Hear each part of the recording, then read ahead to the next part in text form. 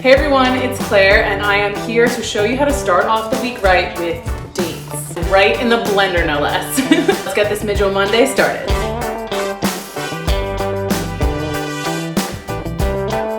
The recipe for date and banana oat flour waffles is a simple and wholesome option for a delicious breakfast. My son loves these. They're made with fresh Medjool dates. This recipe is not only nutritious, but it's also gluten-free and dairy-free. The waffles are prepared in a blender, making the process quick and easy for parents on the go. Resulting waffles are fluffy and slightly sweet, and they are bursting with banana and date flavor. This recipe is perfect for those looking for a healthy and satisfying breakfast option that's also kid-friendly. 2 cups old-fashioned rolled oats, 1 cup of your milk of choice. I'm using almond milk, 2 large eggs, 2 large bananas, 1 teaspoon of vanilla, 1 teaspoon of baking powder, 1/4 teaspoon of salt. And of course, the main ingredient, Natural Delights Medjool dates. Blend up the oats to make oat flour, and just add in all the rest of the ingredients into the blender.